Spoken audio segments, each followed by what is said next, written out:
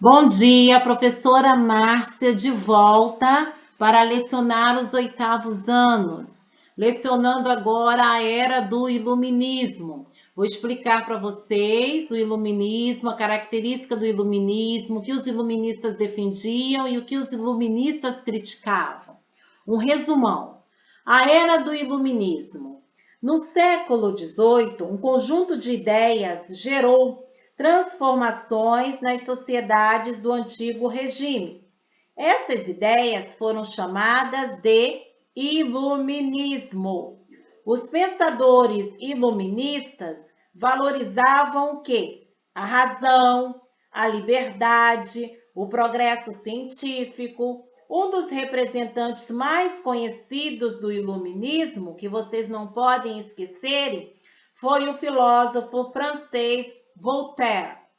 A partir das ideias de Voltaire, consagrou-se o seguinte princípio: posso não concordar com nenhuma palavra que você diz, mas sempre defenderei o seu direito de dizê-las. Características do iluminismo. O iluminismo, também conhecido como ilustração ou filosofia das luzes, foi uma manifestação cultural ampla que teve origem na Inglaterra no século XVII. As ideias iluministas alcançaram grande desenvolvimento na França no século XVIII. Entre outros acontecimentos, elas inspiraram a Revolução Francesa, gravem bem isso, e os movimentos de independência na América.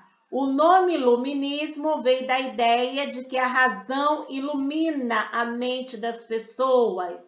Segundo os pensadores iluministas, a razão é a capacidade dos seres humanos de conhecer, compreender e julgar. De modo geral, os iluministas tinham em comum a confiança na razão e a certeza de que as pessoas eram capazes de pensar racionalmente. Além disso, eles criticavam o antigo regime e procuravam indicar caminhos para a construção de uma nova sociedade com novos valores. Apesar disso, os pensadores iluministas não concordavam sobre todos os assuntos. O que os iluministas defendiam? O que os iluministas criticavam?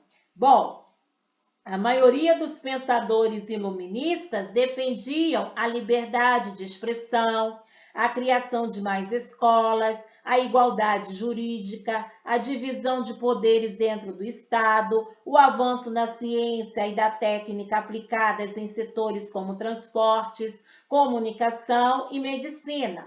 Na política, eles defendiam que o poder do rei deveria ser limitado por leis e que o governo precisava garantir o direito à vida, à liberdade e à propriedade privada. Na economia, propunham que os grupos privados deveriam ter liberdade para agir nos mercados que seriam dirigidos pelo jogo da oferta e da procura.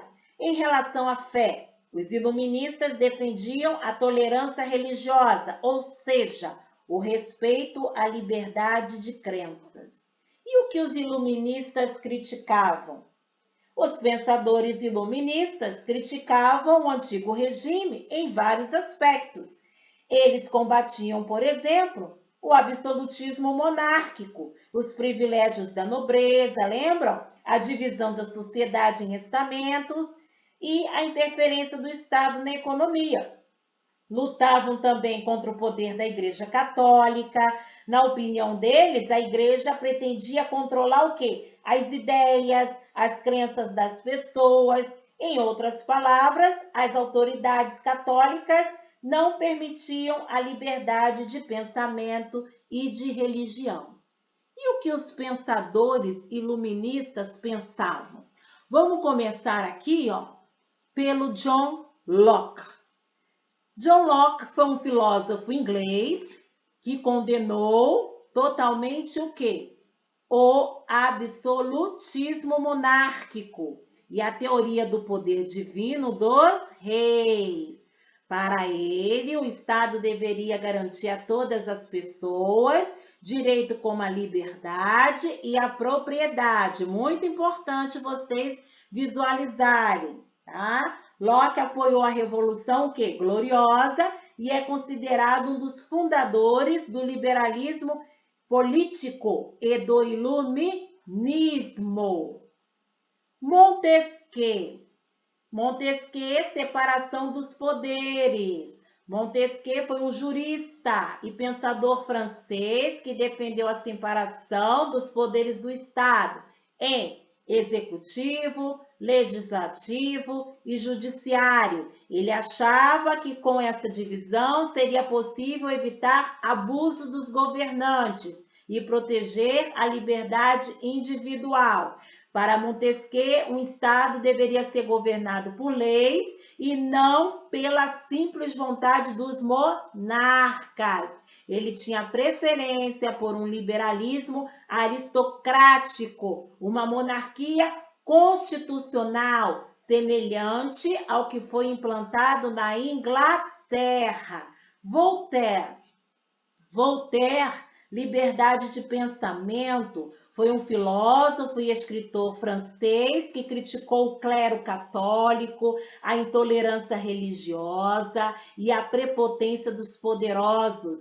Ele é considerado um dos mais importantes pensadores do iluminismo.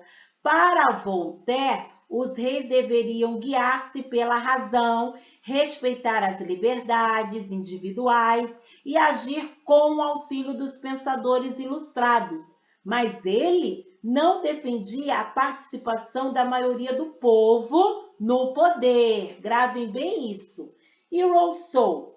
Rousseau, como em sua obra O Contrato Social e o Bom Selvagem, Rousseau foi um filósofo suíço que se diferenciava de outros pensadores iluministas por ter criticado os excessos racionalistas de sua época. Para ele, além da razão, era importante considerar os sentimentos, os instintos, as emoções. Rousseau afirmava que o soberano deveria governar o Estado de acordo com a vontade da maioria do povo. Somente assim haveria uma sociedade mais justa e igualitária.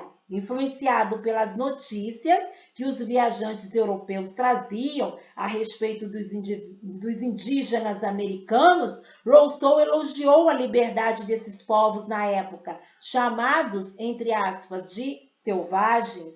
De acordo com ele, os indígenas americanos viviam sem a falsidade, e o artificialismo dos homens que se julgavam civilizados. Pensando assim, Rousseau defendia a ideia de que as pessoas nascem boas, mas a sociedade as corrompe.